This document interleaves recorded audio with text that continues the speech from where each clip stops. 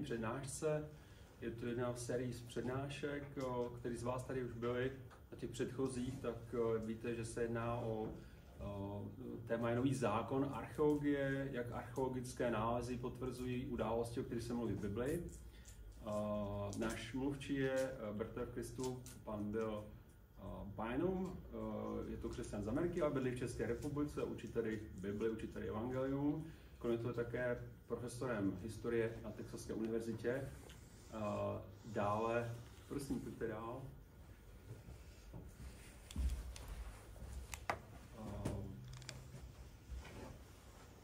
Přednáška je organizována křesťanskou církví v Praze. Jedná se o křesťany, kteří se schází v Haštalské ulici 21 v Praze 1 v místnosti Imky. S Imkou nemám nic společného, jenom tam pronajímáme místnost. Každou neděli jsme tam o 10 hodin a studujeme Bibli, o 11 máme bohoslužbu. Snažíme se uctívat Boha podle toho, jak to poznáme v Novém zákoně. Věříme tomu, že jedinou hlavou křesťanů je Ježíš Kristus, takže nemáme pozemskou hlavu a jediná závazná kniha pro křesťany je Bible, takže studujeme Bibli. Rád bych vás pozval, abyste přišli kteroukoliv neděli v 10 hodin. A sice studujeme teďka momentálně třeba knihu Přísloví, anebo příležitostně také studujeme první dopis Timoteovi, ale když přijdete a budete mít nějaký dotaz, který by vás zajímal, tak můžeme mluvit na váš dotaz. Po přednášce bude čas pro případné komentáře nebo dotazy. Bratr Bynum se rovněž účastnil nebo navštívil opakovaně různá biblická místa v Izraeli nebo v jiných místech, třeba v Turecku. Pořídil spoustu fotografií z těch míst, které používal pro své přednášky. Rovněž se účastnil archeologických vykopávek. Takže já mu předám slovo, ať může udělat prezentaci. Thank you for coming tonight. Děkuji vám, že jste přišli. Sorry for the technical problems. Omlouváme se za technické problémy. I love technology except for when I hate it. Mám rád technologii, kromě těch případů, kde nenávidím. Somehow in the process of getting it to work here, it doesn't work on my iPad anymore. Takže nějak v tom procesu, kdy se nám podařilo rozchodit ten soubor, tu prezentaci na počítači, tak z nějakého důvodu přestal fungovat byla na jeho iPadu. One more qualifier, all of the Czech you see in the presentation, I'm responsible for it, please don't blame the translator. Takže češtinu, co vidíte na těch slidech, tak za to je zodpovědný Bill. The crucifixion of Jesus is one of the most important events in the history of mankind. Takže ukřižování Ježíše Krista je nejdůležitější událostí v historii lidstva. Doesn't matter whether you believe in Christianity or not, it has impacted the world in a profound way. Nezáleží na tom, jestli věříte nebo nevěříte, Ježíšovo ukřižování mělo velký dopad, obrovský dopad na nás, na lidstvo. The New Testament contains 4 documents that are primary documents that talk about this event. Nový zákon obsahuje 4 dokumenty, které v podstatě v hlavní míře mluví o této události. It gives details of what we will be talking about tonight. Jsou tam detaily toho, o čem dneska budeme mluvit. But we will be supplementing that with other historical information and archaeological information. Ale k tomu ještě dodáme další historické informace a také archeologické informace. Most of the pictures you see tonight are mine. Většinu těch fotek, které dneska uvidíte, tak pořídil Bill. Some of them are not. Některé ale ne. I always use the best picture, whether it's my picture or not. Vždycky používám nejlepší fotky, ať je to moje nebo něčí cizí. And what we'll see is that the account of the crucifixion of Jesus is something that fits very well with the historical and archaeological information. A to, co uvidíme, je, že záznam o ukřižování Ježíše Krista velice dobře je v souladu, nebo je velice dobře je v souladu s těmi informacemi, které známe z historie anebo z archeologie. I have a lot of slides tonight. A lot of the slides will have a lot of words on. Tak mám tady hodně slajdů, na mnoha z nich je mnoho slov. We're not going to be reading all of it. Nebudeme všechny číst. But it is for the video that we're making and also for people that request the PowerPoint, they'll have access. Ale je to pro to video, které z té přednášky pořizujeme, a také pro ty lidi, kteří by měli zájem o PowerPoint. The last days of Jesus involved him spending a good bit of time in the village of Bethany. poslední dny Ježíše, nebo v posledních dnech Ježíš strávil nějaký čas ve vesnici Betany. It might look like it's a long way away, but if you realize that this is 1 kilometer, just less than 1 kilometer, you see it's not so far after all. Aha, takže vypadá to možná, že je to daleko od Jeruzaléma, ale vidíte to měřítko, že tady vlastně to měřítko, tahle vzdálenost je zhruba kilometr. You get a little better sense of the trip from this map as it shows you're going over a very important hill called the Mount of Olives. Tady máte jiný pohled na tu cestu z Betanie do Jeruzaléma přes důležité místo, což je Olivecká hora. And as we get into the process of looking at this, we're going to introduce some characters that we meet in this story. No, když se budeme dívat na ten proces, to, co jsou dál s Ježíšem, tak také se tam setkáme s nějakými historickými postavami. We read about someone named Annas and someone named Caiaphas. V záznamech o ukřižování Ježíše čteme o člověku jménem Anáš a Kajfáš. Sometimes people read those names and wonder, did they really even exist? Někdy lidé čtou ty jména a říkají si, jestli někdo čte ten záznam a říká si, jestli ti lidé vůbec existovali. Archaeology helps us with that a great deal. Ale archeologie nám pomáhá toto objasnit. The tomb of Caiaphas has been located. Kajfášova hrobka byla nalezena. To the south of Jerusalem, across the valley of Hinnom. Jižně od Jeruzaléma přes údolí Hinnom. And in addition to finding the tomb, the ossuary of 2 ossuaries have been found that are connected to Caiaphas. A kromě toho, že byla nalezena hrobka, byla nalezena i tato krabice na kosti, které nese název Anáš. I'm sorry, Caiaphas or Annas? Did you say? This is going to be Caiaphas connected to Caiaphas. Takže Kajfáš. I want to explain the picture, what you see in the picture, just a little bit. Chtěl bych vysvětlit, co tady vidíte na tom obrázku. I know how to crop a picture. Vím, jak zvětšit obrázek. I would have known how to take this part out. Věděl bych, jak se zbavit tady těchto popisků. But I left this in there to show that this is a museum display piece. Ale nechal jsem to tam, aby bylo jasné, že se jedná o muzejní exponát. This isn't something that came from Wikipedia. It's not something that came from some random web page. Není to z Wikipedie nebo z nějaké náhodné webové stránky. This is a serious archaeological artifact in a museum. To je seriózní archeologický artefakt, který je umístěn v muzeu. And we have a couple of ossuaries there connected to the family of Caiaphas. Je tam několik schránek na kosti, které souvisí s rodinou Kajfáše. One being the ossuary of Caiaphas and another being the son of Caiaphas. Jedna z těch schránek byla na kosti Kajfáše, další jeho syna. And you can figure that out because the names are carved on there. They're scratched on there. Lze to poznat z toho důvodu, že jména jsou do těchto schránek vyryta. You get a little better look from this side. Tady máte trošku lepší pohled z této strany. And if it's a little bit harder to read in Aramaic, je to trošku těžké přečíst v aramejštině. Or the Hebrew doesn't help. It says Joseph, son of Caiaphas. And Hebrew does not help. Yeah, it says Joseph, son of Caiaphas. Překlad je to Josef, syn Kajfášův. The tomb of Annas has also been found. Byla nalezena rovněž hrobka Anáše. The tomb of Annas is an interesting story. Ta hrobka Anáše, s tou je spojeno zajímavý příběh. Not too long ago, the professional journal Biblical Archaeological Review did an edition on the tomb of Annas. Takže ne před dlouhou dobou profesionální archeologický žurnál měl zvláštní výtisk, kterým se zabýval hrobkou Anáše. And it said it's almost impossible to get to. A napsal tam, že to téměř nemožné se do ní dostat. And I can attest to the fact it's really hard to get. Já to můžu dosvědčit, že to hodně těžké se tam dostat. Because I've been there. Protože jsem tam byl. And have pictures that are shocking that this is really the tomb of Annas. A mám i z ní fotky, které dosvědčují, že se jedná o Anášovu hrobku. If you look at that, you may say, wow, that looks like it would be for animals. A když se na tohle díváte, tak si řeknete, to je něco jako pro zvířata. And it is. Ano, je. Because the Arab family that owns this property keeps horses inside the tomb of Annas. Protože arabská rodina, která teďka tohle vlastní, tak v hrobce Anáše má ustájené koně. Before they allowed us to tour it, they had to bring the horses out. A předtím, než nám dovolili, abychom si prohlédli tu hrobku, tak museli ty koně odtamtud vyvést. But when you get inside, it doesn't look much like a barn. Když se podíváte, dostanete dovnitř, tak to tam nevypadá jako v nějaké stodole. It has all the signatures of not only being a burial area, a tomb, but being a very important one.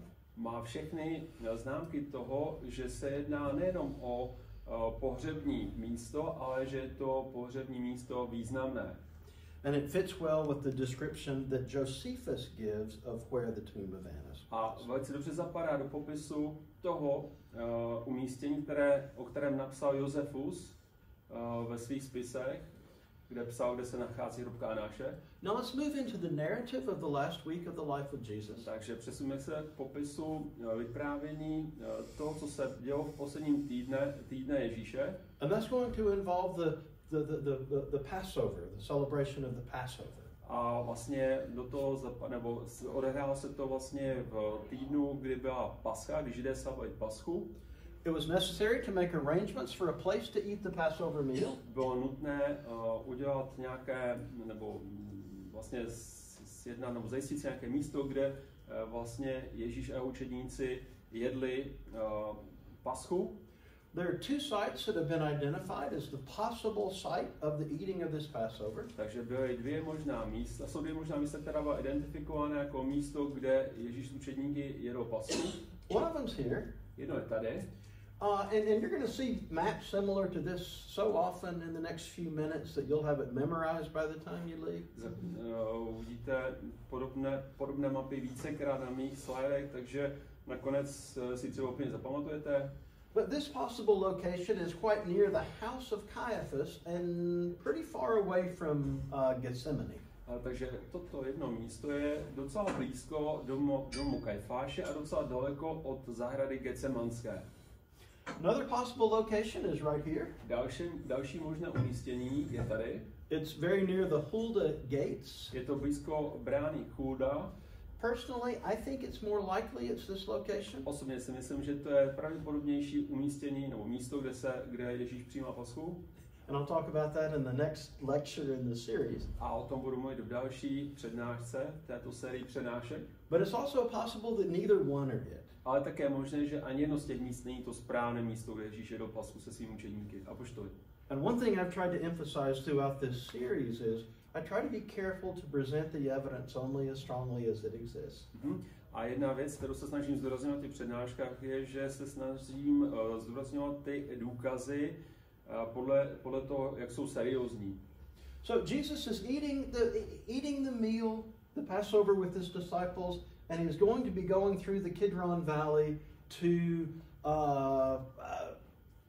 a garden. Aha, takže Ježíš s učedníky jí tu paschální večeři a poté jdou přes Kidronský úval do zahrady. I've got some pictures on here that are going to give you a sense of the Kidron Valley here, probably how they would have walked, where they would have walked. Takže máme nějaký obrázek, který nám dá nějakou představu, kudy asi Ježíš s učedníky šli přes tohle údolí Kidronské. A little better picture here. I just love taking pictures of the Kidron Valley. Tady je lepší obrázek, byl hrozně rád, fotí tohle údolí. As additional proof, I've got another picture of the Kidron Další Valley. důkaz, že tady máme opět Kidronské údolí. But I like this one because it really gives us a sense of the direction, the path generally that Jesus would have traveled probably with his disciples. Dávám na to nějakou představu, kudy asi obecně Ježíš učedníky šli z Jeruzaléma do zahrady. And please take note of this strange looking building right here. Povšimněte si tuhle podivně vyhlížející budovu tedy. This is something that Jesus would have walked by with his disciples many times. To je něco, podle čeho Ježíš se svými učeníky mnohokrát šel. In fact, probably any time he went to and from Bethany, they would have been able to see this. Pravděpodobně pokaždé, když šli do Betanie a zpátky, tak viděli tuhle budovu. We'll look at it a little bit more closely in a minute, but I wanted you to have a sense of it. Na ní se podíváme později, ale teďka abyste měli nějakou představu. Now, as we continue with our narrative here, we see Jesus is going out. He's going across there's the stream, the Kidron stream there. They're going through the valley. and they're going to the Mount of Olives. Takže šli přes potok Kedron a šli na Oliveckou horu. And one of the things that we need to realize as we talk about this a little bit is the story of Jesus in the garden is a little more complicated than we might imagine. Příběh Ježíše v zahradě Getsemánské je o trochu víc komplikovaný, než by se mohlo zdát. John likes using the word kyphos there for garden. Jan rád používá řecké slovo pro zahradu. That probably has something to do with John's emphasis on Jesus and the new creation in the Gospel of John. To pravděpodobně má něco co činění s Ježíšem a novým stvořením, o kterém mluví in the Gospel of John, the theme of new creation.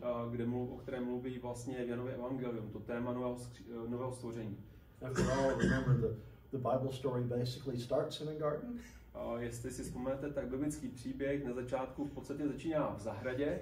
And then John's going to have things ending in a garden. A pak apoštol Jan má nějaké věci, které končí v zahradě.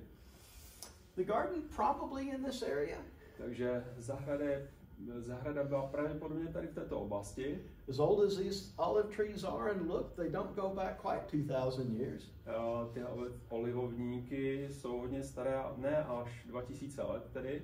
But it was a garden back at that period of time. Ale před 2000 lety to byla zahrada olivecká, byly tam olivovníky. And the word that's used there for garden suggests that it is a defined area. Slovo, které se tady používá pro zahradu, naznačuje, že se jedná o uzavřenou oblast.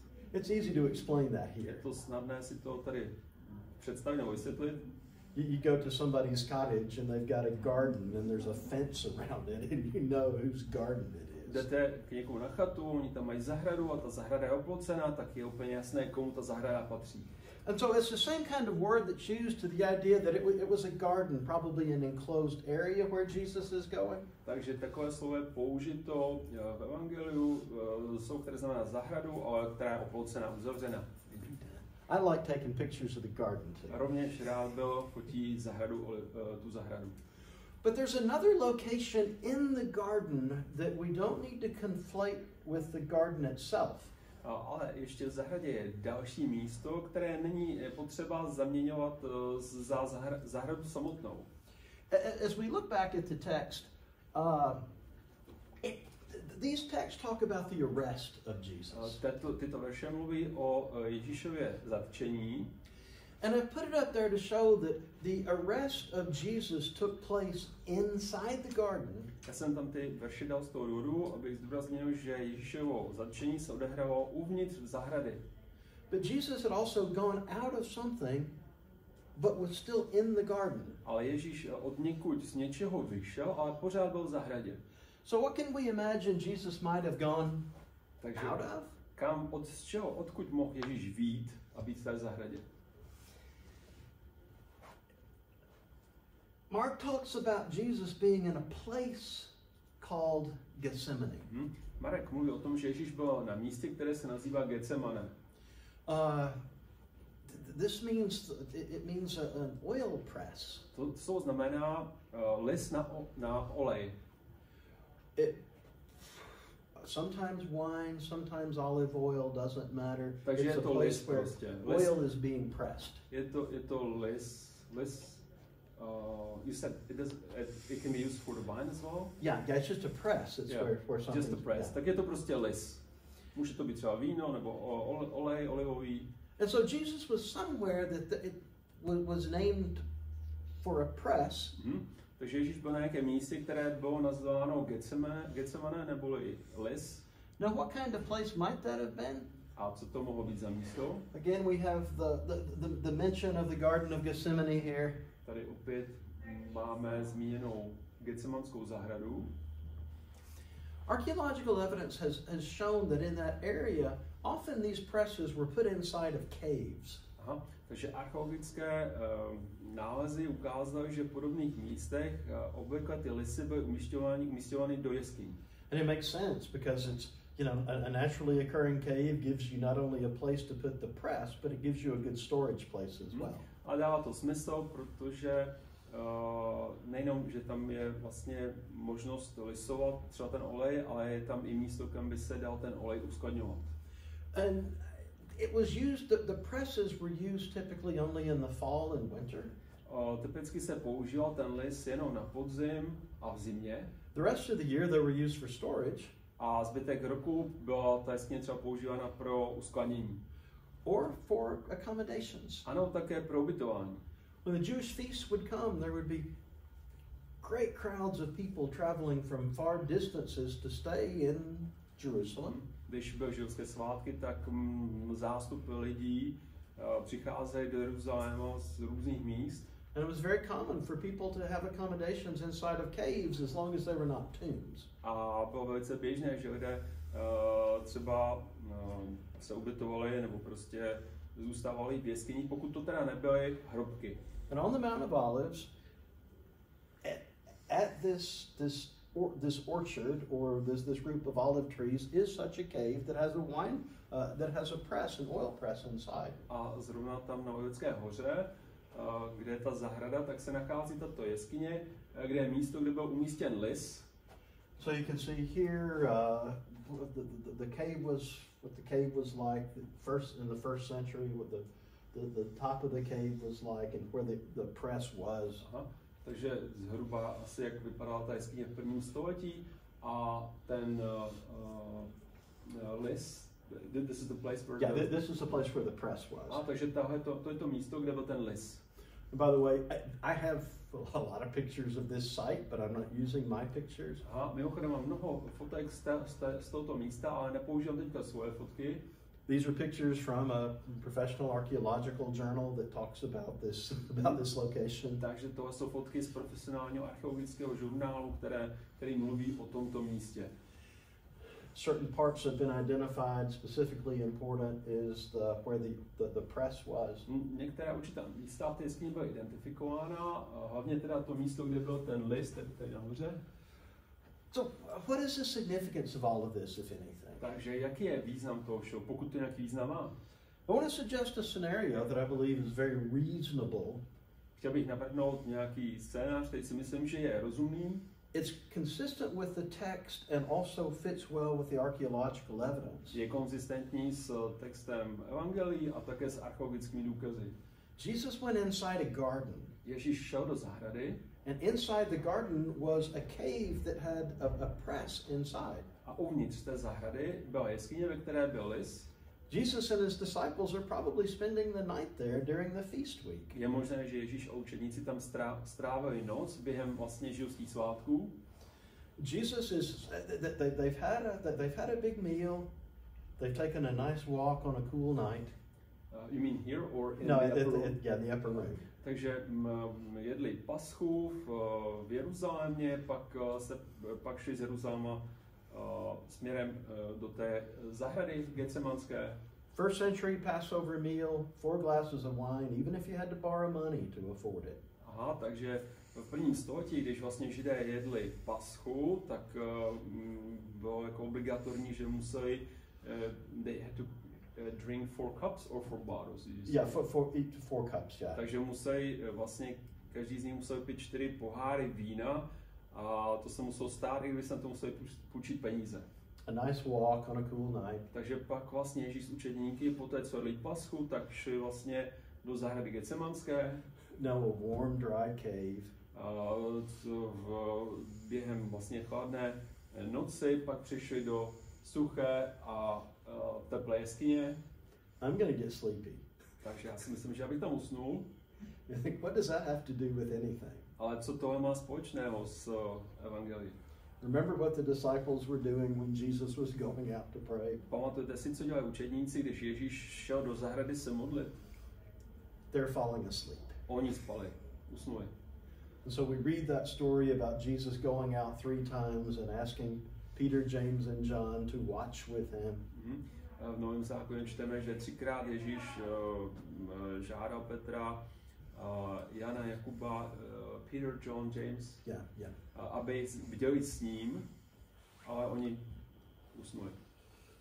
Jesus is praying that the cup would pass from him. Ježíš se modlil, aby pohár utrpení byl mu od něj odňat. He recognizes the experience that he is about to have in the crucifixion. On ví, co bude čekat při tom ukřižování.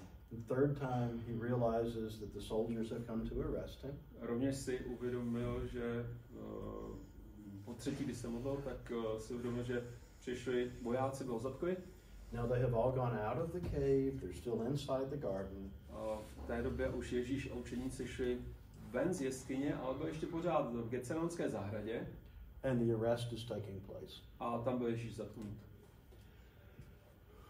Where will they take Jesus when they arrest him? Takže kam vzali Ježíše poté, co ho zatkli? They're going to wind up in the house of Caiaphas. Takže šli do domu Kajfáše. They've got to get there some way. Musí se tam nějak dostat. Now, they're going to go back through the same valley again. They're going to go through the Kidron Valley. Takže opět musí projít Kidronským údolím. Have I shown any pictures of the Kidron Valley yet? Ukázal jsem vám nějaké fotky Kidronské údolí. I got lots of pictures of the Mám jich Kidron hodně. Valley. But so now imagine them walking back through the Kidron Valley. Takže teďka se vrací přes Kidronský úval. And I suspect, no one knows the route for sure, but I suspect they stayed out of the city as long as possible. Aha. Nikdo neví přesnou trasu, kudy šli, ale domnívám se, mám takové podezření, že asi byli mimo město, nebo drželi se mimo město co nejdéle, co šlo. And if that is the case, they would have walked by some tombs. A jestli to bylo tak by šli kolem hrobek. This one's called the tomb of Zechariah. Tohle je hrobka Zachariáše. This one that I pointed to a few minutes ago is Ta, na kterou jsem před několika minutami poukázal, called the tomb of Absalom. tak je nazývána jako hrobka Absalona. Remember we saw that in the valley. I said, remember this strange building there? Pamatujete si, když jsem vám ukazoval fotku Kidronského úvalu, že tam je ta podivná stavba. One of the things they would do to be sure people wouldn't try to stay inside a tomb or a cave is that they would paint the outside. They would paint it white. To make it sure. Yeah. Aha, takže jednu z věcí, kterou Židé dělali, aby se ujistili, že lidé nepůjdou do jeskyní, kde se pohřbívají mrtví, je, že vlastně tu vnější část natřeli na bílo. This is something that is interesting because if you remember the words of Jesus, he talked about the religious leaders being whitewashed. Aha, to je zajímavé. Whitewashed tombs. Jestli si vzpomenete na slova Ježíše, kdy on říkal, že ti náboženští vůdcové jsou jako obílené hrobky. He said on the outside it looks really nice, but inside it's filled with a dead man's bones. Že navenek to vypadají dobře, ale uvnitř jsou, nebo navenek ta hrobka vypadá dobře, ale uvnitř jsou kosti mrtvých lidí. So, again, Jesus walking back through the valley probably. Takže Ježíš je veden přes to údolí pravděpodobně. This circle should be right here. Takže tenhle kroužek, co tam byl, tak by měl být trochu níž. I made the map a little bit bigger, but I didn't move my circle when I did that. Aha, zvětšil mapu, ale ten kroužek, co tam měl původně, tak nepřemístil. This is the location of a gate that is quite near tam the house of Caiaphas. Tam byla umístěna brána nedaleko domu Kajfáše. Which the text tells us is where Jesus was led. Takže do domu Kajfáše byl Ježíš přiveden. And the text also tells us that Peter was following at a distance and was in the courtyard of the house, of the palace. Text nám říká, že Petr následoval Ježíše zpovzdálí a že se dostal také do toho nádvoří domu Kajfáše.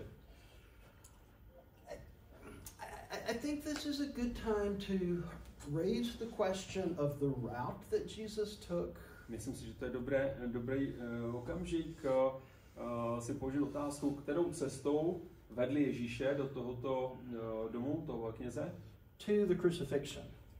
Takže ne. Kudy vedli Ježíše na ukřižování? This is the traditional route. Tohle je tradiční trasa.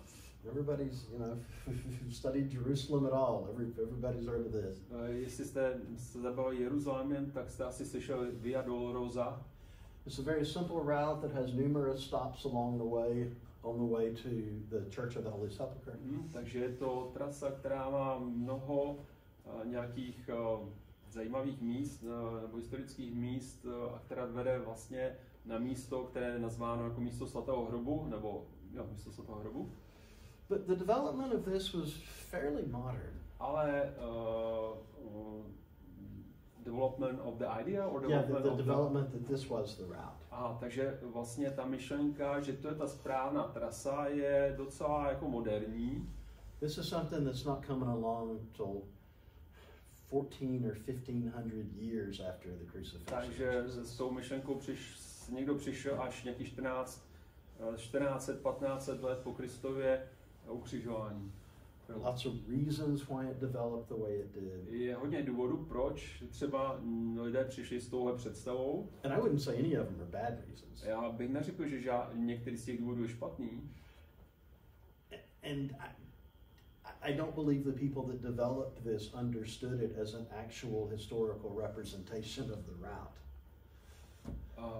A byl si nemyslí, že ti lidé, co s tím přišli, že by to považovali za they would not think this was the literal place, že oni to nepovažovali za jako skutečnou cestu, kudy Ježíš šel. This gave opportunities for devotional stops in a politically difficult time. The idea of the these stops along this short route. Takže vlastně nějaké zastávky na té trase dávají možnost věřícím pro jejich dávají možnost věřícím a v době, kdy vlastně politicky to bylo velice komplikované, tak že prostě ti věřící vlastně na této trase si mohli připomenout Ježíšovo ukřižování. Okay. I want to talk more about the house of Caiaphas, the palace of Caiaphas. Takže chtěl bych mluvit ještě o domě Kajfáše, nebo tedy o paláci. It's called a house of Caiaphas. Most houses are not quite this big and complicated. Tak je to nazváno jako dům Kajfášův, ale většina domů takhle nevypadá. This is a historical reconstruction of what it might have looked like. Je to palác a je to historická rekonstrukce toho, jak by ten palác mohl vypadat. This is another historical reproduction of it. Tady další historická reprodukce, jak by mohl vypadat. The footprint is clear. It's obvious from archaeologically the footprint of the house is clear. Jaké jsou základy, jaké je to schéma, to základní, tak to je jasné z archeologie. Whether it really had this many windows at this point is. A jestli to mělo tolik oken, kolik je zobrazených na ty rekonstrukci, na ty prezentaci, nebo nemělo, to už není tak důležité. But we do have good archaeological evidence to give us a sense of what it would have looked like inside. Ale máme nějaké dobré archeologické důkazy, které vlastně nám ukazují, jak to mohlo uvnitř toho domu vypadat, nebo toho paláce vypadat.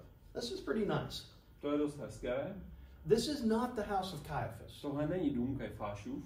This is the house of another religious leader, prominent religious leader during that day. Je to dům nebo palác zase jiného důležitého náboženského vůdce v té době, There's a museum in Jerusalem called the Burnt House Museum. Je muzeum v Jeruzalémě, které je nazváno jako spálený dům nebo spáleného domu. Very well preserved. Velice dobře zachované. This is a reconstruction of one of the rooms inside the Burnt House Museum. Takže to spálený dům, muzeum spáleného domu, a tohle je vlastně rekonstrukce, jak ten spálený dům vypadal. House of Caiaphas was probably nicer. A dům Kajfášu byl pravděpodobně ještě větší. After all, he was the high priest. Konec konců on byl velknězem. Archaeological aspects of this that are quite interesting. Archeologické aspekty, and you still speaks about a yes, we're at the house of Caiaphas. Takže archeologické aspekty toho Kajfášova obydlí jsou zajímavá. There was a road that led all the way down to the gate that I pointed out a few minutes ago. Takže byla silnice, která vedla až k bráně, and now we speak about the gate of Jerusalem. The Jerusalem gate that I showed on the map. Takže silnice, která vedla k jeruzalémské bráně, kterou jsem ukazoval na mapě. This is that road from the 2nd century. To je tahle cesta, ale z 2. století. In all probability, this is the road that Jesus was led up into the house of A po Caiaphas. takové cestě pravděpodobně byl Ježíš veden do Kajfášova domu. The road that Peter would have walked up as he followed at some distance. A je to pravděpodobně cesta, po které zase Petr následoval Ježíše v povzdálí. This is the courtyard area where Peter would have been warming himself by the fire. Takže tady je vlastně část toho nádvoří Kajfášova domu, kde se Petr podle evangelií ohříval u ohně. And we're also able to read about this in John chapter 18. Můžeme o tom číst Jana kapitola 18. Peter being allowed into that part of the house of Caiaphas. Že Petr byl dovolen vstup do nádvoří Kajfášova domu. Again, he finds himself in the courtyard area. Takže se nachází na nádvoří. Where the text tells us that he curses and denies Jesus 3 times. A evangelium říká, že on se zaklíná a zapírá Ježíše 3krát. This is the monument that's there, memorializing that. Takže tady nějaký monument, který to připomíná. Is this exactly where it occurred? Probably not. A jestli se to odehrálo tam přesně na tomto místě, pravděpodobně ne. But it's almost surely within a few meters of there in the courtyard. Ale je to pravděpodobně někde v poblíž na tom nádvoří. Now, when we talk about, in the ancient world, when we talk about someone's palace, it's more than just the living part of the palace. Když mluvíme o starověkém světě o něčím paláci, tak tím se nemá na mysli pouze jako budova, ve které ten člověk bydlí. They're the offices, the administrative parts of the palace. Nemá se tím na mysli pouze ta obytná část, ale jsou tam také administrativní nějaké místnosti. And in the case of Caiaphas, there was even a jail cell. A v případě Kajfáše on tam měl dokonce i vězení. It wasn't just a jail cell, it's the kind of place where unpleasant things would happen to people. Není to jenom vězení, ale byla to i mučírna. If you can see at the top here, you see a couple of holes up here with ropes through them. Jestli vidíte, tak jsou tam nějaké you said holes? Yeah, these are holes. A jsou tam nějaké díry a v nich jsou nějaké provazy. There are holes down here. A pak jsou ještě dole, jo, tam díry nějaké. Get a little better look at them here. Takže na tom je to vidět lépe. And what was the purpose of this? No jaký byl toho účel? If someone was to be beaten, they were tied with their hands here and their feet apart, tied where the other holes were. No, tam na to přivazoval nějaké obviněné, které pak mlátili. And they were suspended that way and they were beaten. Takže byl uvázení za ruce a za nohy a tímhle způsobem je trýznili. Was Jesus in this jail cell? We don't know.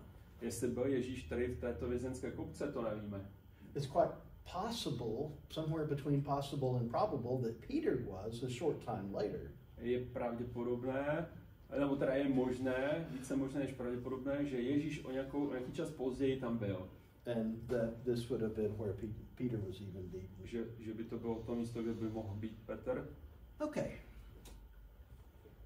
There is a Roman aspect to the trials of Jesus as well.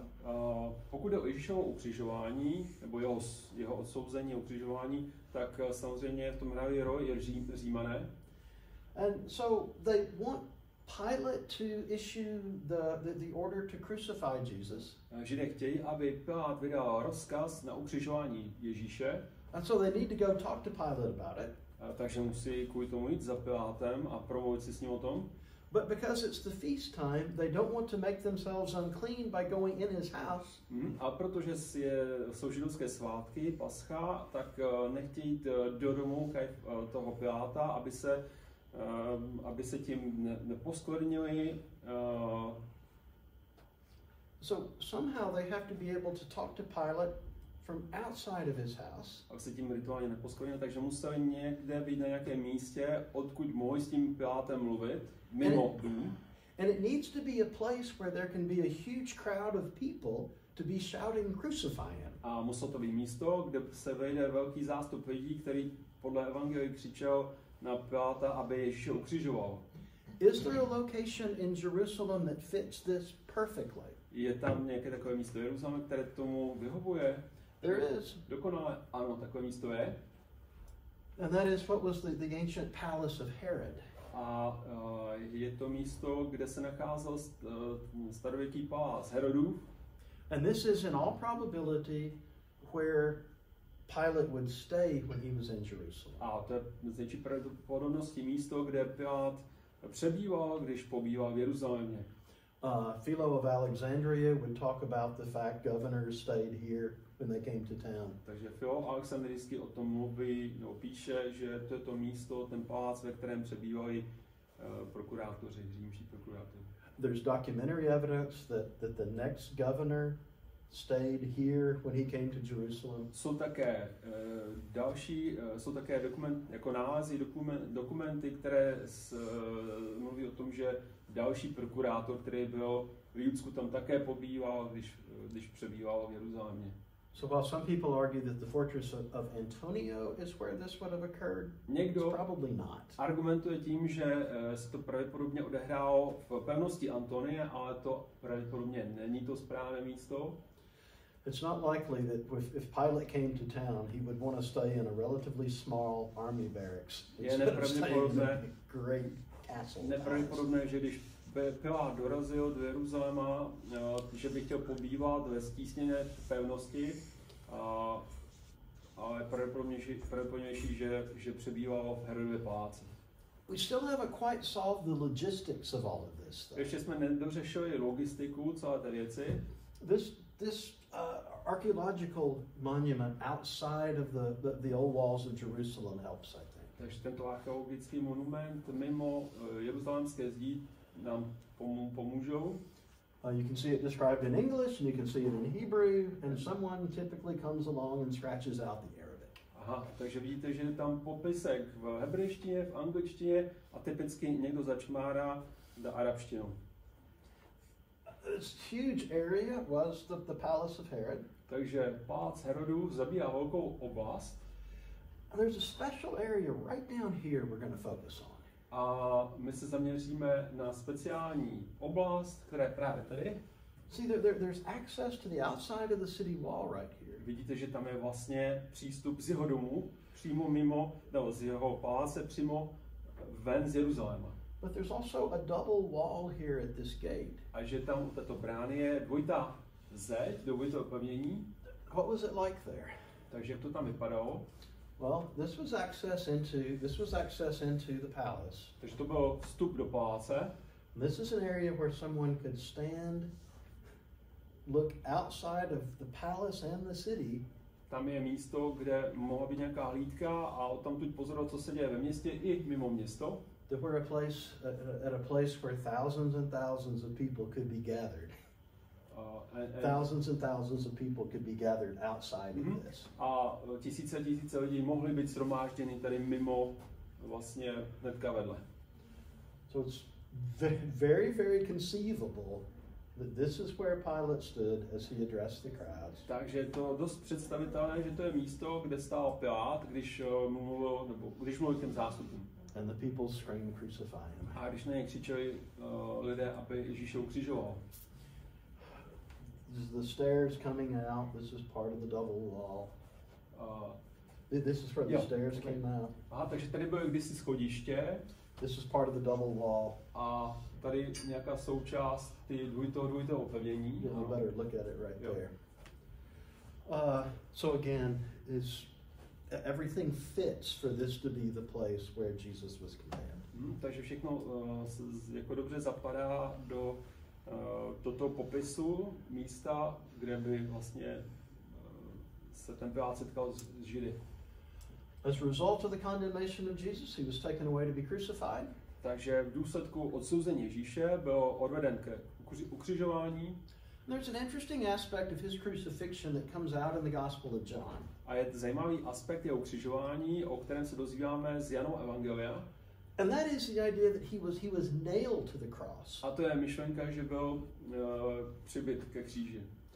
Skeptics of the Bible said for a long time that's a mistake in the Bible. Takže skeptici, kteří nedůvěřovali Bibli, po dlouhou dobu říkali, že to není správné, jako že je to chyba v Bibli. So people who were crucified, they were not nailed, they were tied. A oni vlastně říkali, lidé, kteří byli ukřižováni, nebyli přibiti na kříž, ale byli přivázaní na kříž. which would work. Co by fungovalo? Co z toho by fungovalo? People who are crucified die from pulmonary issues. From suffocation? It's not that's close enough probably. It's the technical terms a little bit different. Takže lidé, kteří jsou ukřižováni, tak umírají z důvodu, zjednodušeně řečeno, udušení.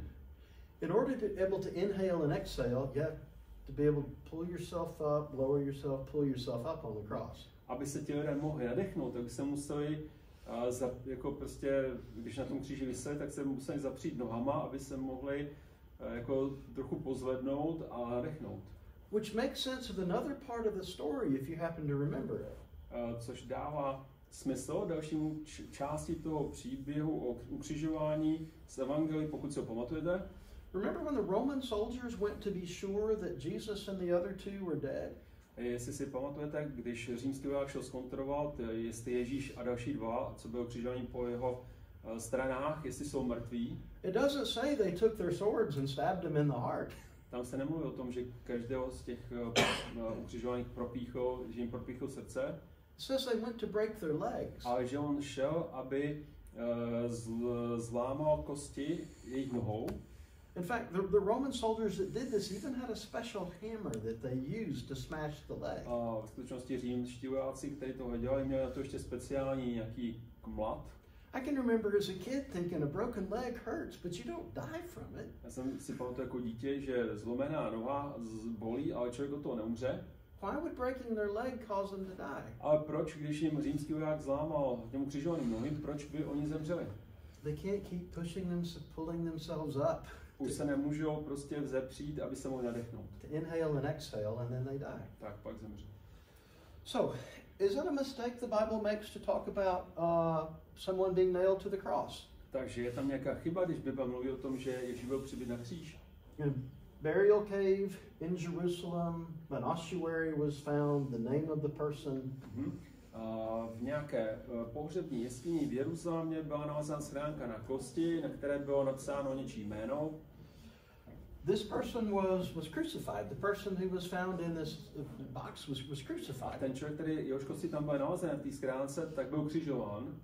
And so it kind of gives an image of what first century crucifixion looked like. Takže v muzeu tam máte nějaký obrázek asi jak ukřižování v prvním století vypadalo. Then he said, how do they know he was crucified? A pak je otázka, jak oni můžou vědět, že byl ten člověk ukřižován? Because this was in the ossuary, this was in the box. Protože tohle bylo v té schránce na kosti. It shows that people were nailed to crosses. A ukazuje to, že lidé byli přibiti ke kříži. Normally they reuse the nails apparently. Normálně, pravděpodobně ty hřeby byly znovu používány. But the wood this is in, I hope you know this word, it's a knot. Sometimes the board will have a knot in it. I know the English word. Takže, ale v tomhle konkrétním případě ten hřeb prošel, jak máte dřevo, máte tam jako v tom dřevě suk, jo, sukem. And so they can't pull they bend the nail putting it in, and they can't pull it back out. So they just take an axe and cut the wood, cut the leg. Aha, takže ten hřeb se nějak zkroutil, když ho tam zabývali, nemohli ho vytáhnout, tak ho pak usekli. And so this gives us a better sense of what crucifixion was like and shows that people were nailed to crosses. Takže to nám dá lepší představu, jak to ukřižování probíhalo a že lidé byli skutečně přibiti na kříž. Jesus was buried. Ježíš byl pohřben. Two very prominent Jewish citizens, Jewish leaders were responsible for his burial. Dva prominentní židovští občané byli v pozitivním smyslu zodpovědní za jeho pohřbení. The text tells us that he was buried in a garden. Text nám říká, že byl pohřben v zahradě. In a tomb where no one else had ever been buried. Ve hrobce, ve které nikdo nebyl pohřben. In some ways I wish it was this one, but it's not. Přál bych si, aby to byla tahle hrobka, ale není to ona. This is the famous garden tomb in Jerusalem. Tohle je slavná hrobka, zahradní hrobka v Jeruzalémě. But archaeology shows it wasn't a new tomb in the first century and people had already been buried in it for Ale centuries. archeologie nám ukazuje, že to nebyla nová hrobka první století a že lidé tam byli už v té době pohřbívání stovky let. So if you take the biblical account seriously, it can't be this one. Takže když berete biblický zápis seriózně, tak to nemůže být tato hrobka. Where was it? Where was he buried? Takže kde byl pohřben? This is a traditional site of the burial of Jesus. Takže tady je tradiční místo jeho pohřbení. There was a time when people did not believe this could be the place because they thought it was inside of the city. Aha, byla doba, kdy si lidé mysleli, že to není to správné místo, kde byl pohřben, protože si mysleli, že musel být pohřben ve městě. And not long after the crucifixion of Jesus, it was inside some new walls. A ne dlouho po Kristově ukřižování byla tahle oblast zase zastavena a stala se součástí Jeruzaléma. But at the time of the crucifixion and burial of Jesus, it was outside of the walls. Ale v době Ježíšova ukřižování a jeho pohřbení bylo toto místo mimo zdi Jeruzaléma. This is from the famous Jerusalem model in Jerusalem. Takže to je slavný jeruzalémský model, který v Jeruzalémě. This is how they depict, and I think accurately so, what that area would have looked like at the time of Jesus. Myslím, to je vlastně takhle, na tom modelu vidíte tady tuhle oblast, jak oni ji zobrazili. Já si myslím, že ji zobrazili docela věrně. Takhle to mělo vypadat v době Ježíše. Because that area had been a stone quarry. Protože tato oblast byla místem, kde se těžil kámen. After they stopped quarrying stones from it, they turned it into a garden. A poté, co tam přestali těžit kámen, tak ji proměnili to místo v zahradu. And because so much digging had already taken place, they also used it as a burial place. They used the diggings for tombs. Aha. A protože tam se hodně kopalo, tak použili tam ta místa jako pohřebiště. It's not only visible from the walls, but there was a busy road that ran nearby. Romans liked to do it in places like that.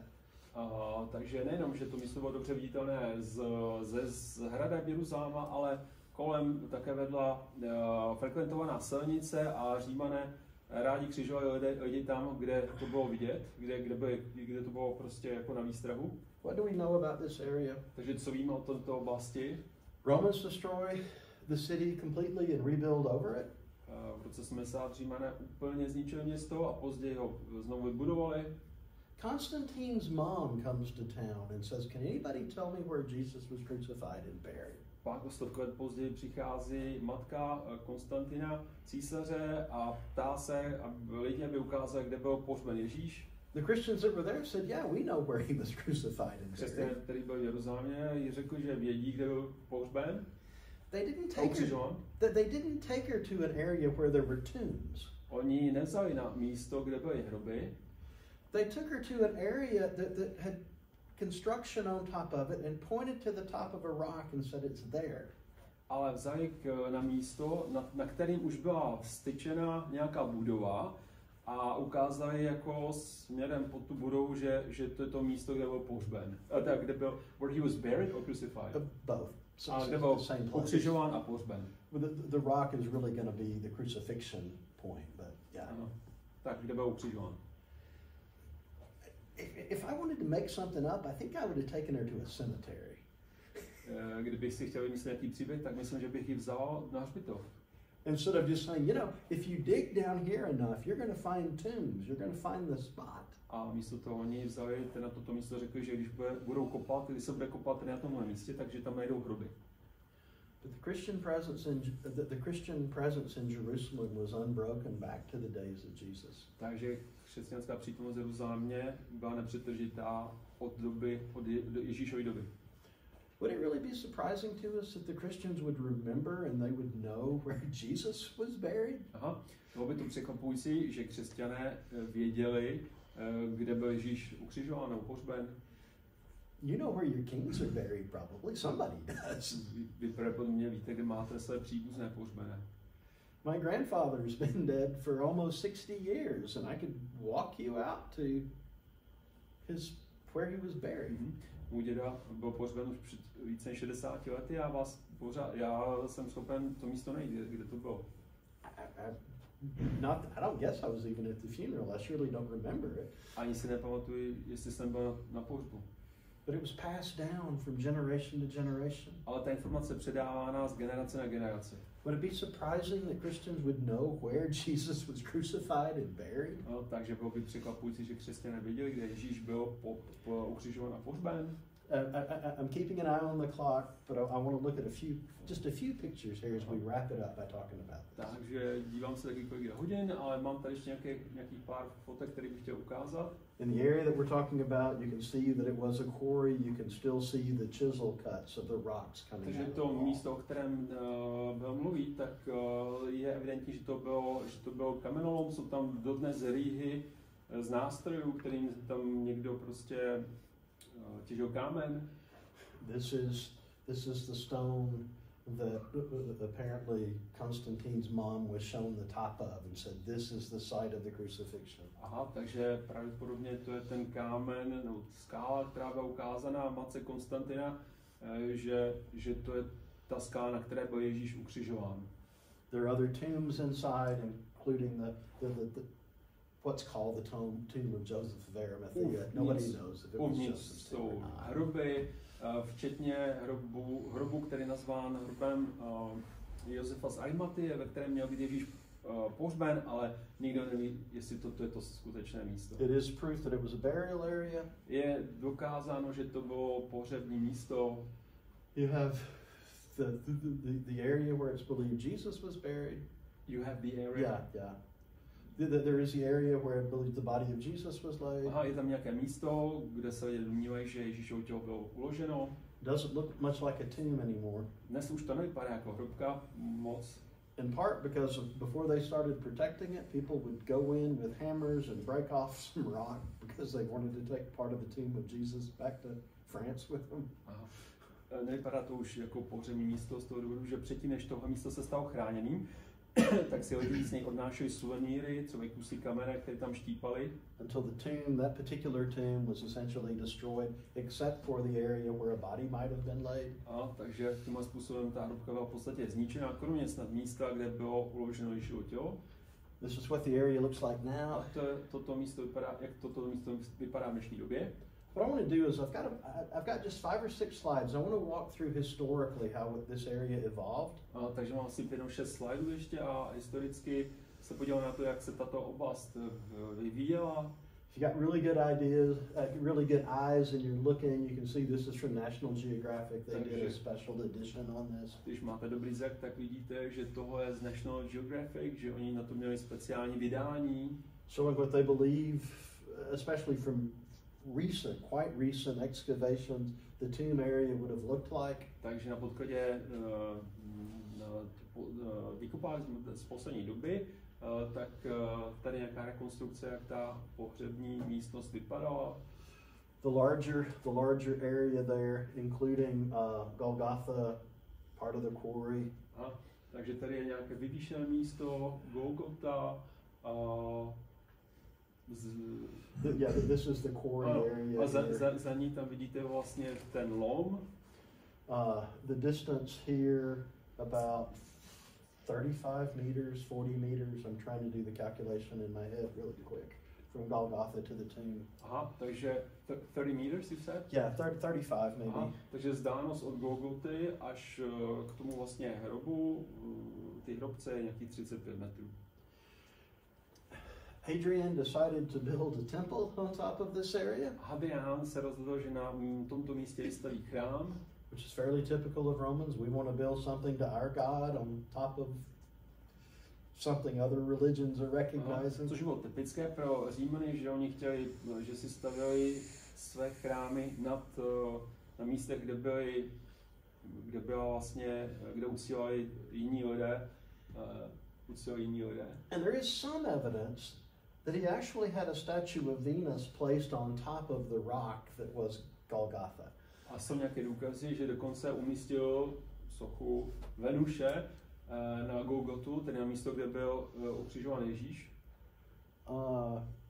Nobody knows for sure because there's nothing of Venus left there now. Aha, nikdo o tom nic přesně neví, protože z té Venuše tam nic nezbylo.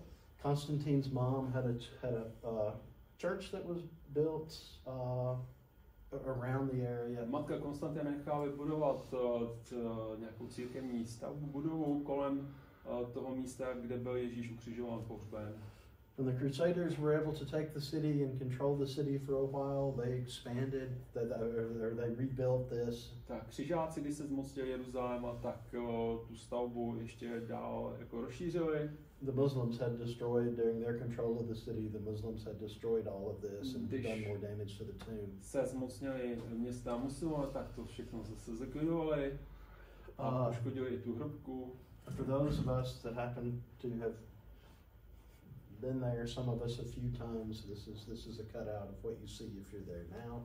A pro ty z nás, kteří jsme tam byli, tak to je nějaký výřez toho, jak to tam vypadá v dnešní době. The most important part of the story is not where the tomb was. Nejdůležitější část toho příběhu není to, kde se ta hrobka nacházela. The most important part of the story is that the tomb was empty. Ale ta nejdůležitější část toho příběhu je, že hrobka byla prázdná. And literally hundreds of witnesses claim to have seen the resurrected Jesus after that time. A stovky lidí, svědků tvrdili, že viděli vzkříšeného Ježíše. And they believed that strong enough that they were willing to die for it. A věřili tomu tak pevně, že byli ochotní za to zemřít. And their presentation of the evidence for it was so powerful that it literally changed the world with Christianity. A ty důkazy pro Kristovo vzkříšení byly tak mocné, že v podstatě změnili svět. They changed the world. Yeah, with Christianity. Křesťanství změnilo svět. And that's basically where we're going to pick up the next time. A tady v tomhle bodě zase začneme příště.